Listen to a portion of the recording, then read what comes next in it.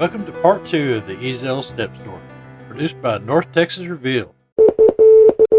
Intense interest in the Hardy Mills case takes McKinney by storm. Never before has interest in a case been as intense as in the Mills tragedy.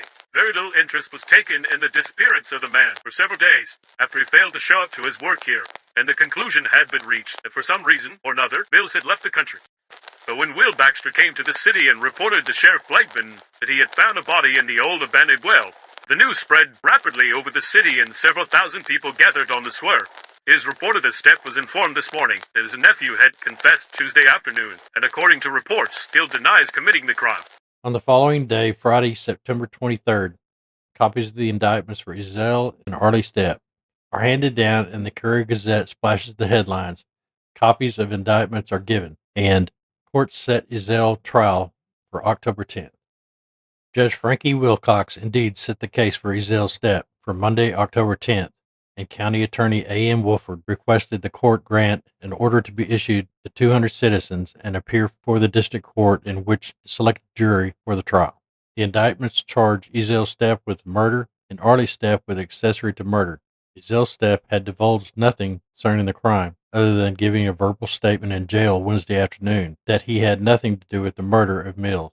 But shortly after learning of his nephew's confession of the crime, Ezell stated that it was Arlie Stepp who had killed Mills by running up beside Mills in his car and striking him in the head with a hammer, dragging the body into the cornfield. At this point in the case, neither Arlie or Ezell had sought an attorney or requested bond be set. The state will seek the death penalty for Ezell Stepp. Attorneys are named by court or defendant. Shortly afternoon today, Judge F.E. Wilcox announced the appointment of Jewel Ernest Abernathy, John D. Reese, and Martin Kendall as attorneys to represent Ezell Stepp in the trial. State's counsel, County Attorney A.M. Wolford, will seek the death penalty in the case of the trial due to begin October 10th. On October 12th, of the jury pool selected to appear this day, the first juror was picked after 45 others had been excused. This man, Fred Coates of Allen, was selected as the first juror in the case. The defense filed a motion asking the court to reconsider its decision and grant a change of venue on the grounds that a jury could not be obtained. The court overruled the defense's motion. After taking testimony for more than a day and a half from citizens all over Collin County, jury selection was a long way from being filled. Judge Frank E. Wilcox of the 59th District Court overruled the motion for a change in venue. By late Wednesday afternoon, no additional jurors have been selected.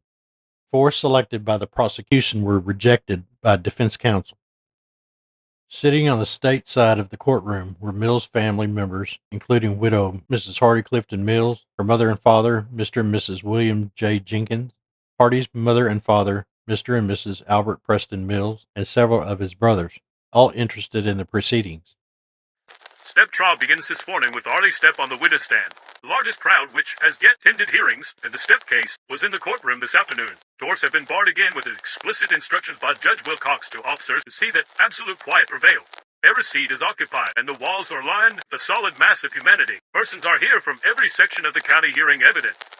The first witness called from the state was Miss Hardy Mills, wife of the deceased. She stated that she was living with her parents and Melissa at present, and that she had been living in Collin County for 30 years.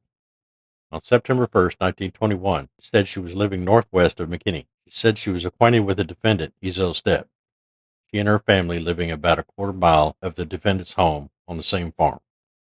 When asked about the last time she saw her husband, she said, September 2nd. He was leaving home, going just south before sunrise. Was walking on foot to work in McKinney. When your husband would walk to work, would he pass the Stepp place? Yes, he would pass the defendant's house.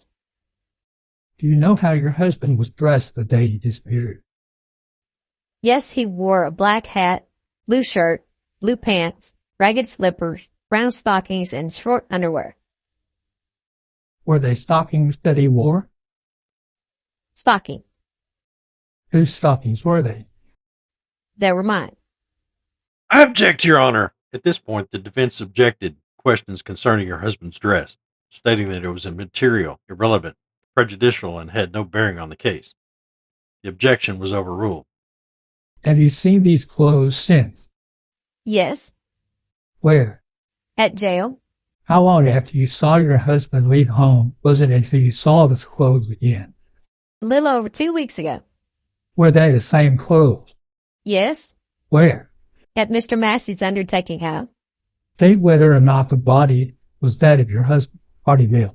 Yes, Was he dead or alive? dead. Upon further questioning by the prosecution, Mrs. Mills said, Sometime last summer, the defendant told me that my husband was talking too much and that his tongue was going to get him killed. The defendant told me a friend had told him this. Who was it that told him this? The defendant said it was John Klepper. About 3 weeks prior to my husband's death, I had another conversation with the defendant. He told me that my husband was going to run off with another woman, that he loved her more, and that they were going to be together. when asked about her husband, she said, Hardy was 31 years old, weighed 153 pounds. Did the defendant have about his place a piece of railroad iron? Yes, Have you seen it? yes. At this point, the prosecution presented the piece of railroad iron that was tied to Hardy Mills' body when he was taken out of the old well, and asked the witness if this is the piece of iron. It looks exactly like the piece of railroad iron that I had seen at the defendant's place. I had seen it between the house and the barn among his farm tools. The house is but a few feet from the pike. In answering questions posed by defense, Mrs. Mills said that both her family and defendant's family got water from the well near her home. Would you say positively that the railroad iron presented here in this the same one as you saw at the defendant's place? No, said it looked exactly like the one I saw at his home. The prosecution again questioned Mrs. Mills. Describe for us the corn grows near Ezell's home. The corn was planted just south of the defendant's home. Rows ran parallel with the pike, north and south. There is no fence between the cornfield and the pike road. Did you know the defendant's trouser? Yes, At this point, after the court had overruled objections by the defense, prosecution offered a pair of trousers into evidence. Mrs. Mills confirmed that the evidence presented were identical to the trousers she had seen the defendant wear. Mr. Will Baxter took the stand next. He confirmed that the old well the victim was found in was the same one on his land and described for the court where his home was in relation to the defendant's home and the location of the well. He described the well as being 28 feet deep. What attracted your attention to the well that day? I happened to be passing by the well and noticed that an old tub, which I usually kept over the top of the well, had been removed and was on the ground. I looked into the well and couldn't see the water. This struck me as strange, so I looked again. I cleared away some cobwebs with a stick and finally threw in some dirt. The sound indicated that there was something solid at the bottom of the well. So what did you do then? I reported the matter to Sheriff Blackman and Harry White at McKinney. When asked by the prosecution about the appearance of the body once it had been pulled out of the well, Baxter replied, There was an automobile dust cap over his head. It was tied with baling wire. An iron was tied in between his legs in the front, about 1.5 feet long. It was probably 65 to 75 pounds. The body was partially decomposed. Baling wires were put through holes in the railroad iron and around Mills' legs. His arms were tied down. His head was also tied down. Baling wire was run around his neck. Dust cap was tied over his head and shoulder. The wire was drawn tight through his mouth and cheeks. Of the people present when the body was pulled from the well, Sheriff Blackman, Harry White, Claude Foster, Troy Talkington, and Will Talkington were there. They saw the wire with which the body was bound. The prosecution then called Deputy Harry White to the stand, who corroborated the condition of the body after being removed from the water, as described in detail by Mr. Baxter. The fourth witness called by the state was W. H. Blackman. He stated that he lived in Arkansas and had been picking cotton for Ezell Stepp, that he arrived at the home of Dave Stepp, son of defendant, on Thursday night, September 1st. He and Jim Phelps stayed all night at Dave Stepp's place. They left early in the morning, September 2nd, and walked about a mile to Ezell Stepp's home. He said he passed through Ezell Stepp's barn lot before reaching the house. He saw Mrs. Stepp on the east side of the barn milking. On the west side of the barn, he met Jewel Louder. He didn't see the defendant until about 30 minutes after he had arrived at the Stepp home. He said the defendant came to the house and toward the barn. I bear no kin to the defendant. Mose Louder is my brother-in-law. He is the defendant's son-in-law. I got acquainted with Ezell Stepp about 4 years ago. Jim Phelps and I stayed at Ezell Stepp's Friday night, September 2nd. Those present at supper were myself, Jim Phelps, Mrs. Phelps, Mr. Armstrong, Mose Louder, Jewel Louder, Ezell Stepp, and Arlie Stepp.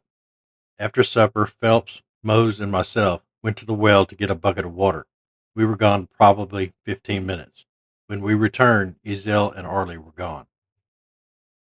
He said that Mr. Armstrong played some on his fiddle that night, and they all retired about 10:30.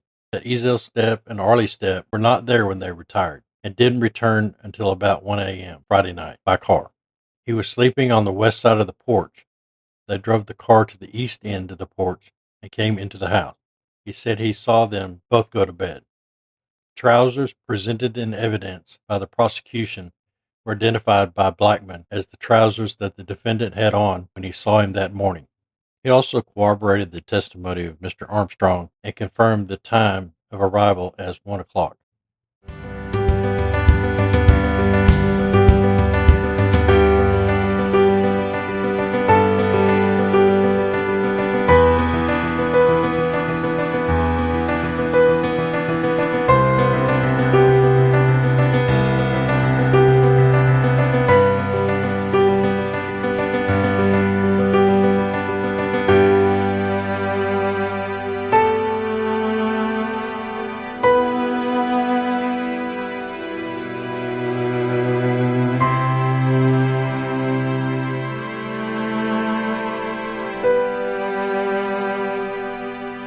Stay tuned now for the rest of the story. Thanks for watching, and remember to like and subscribe.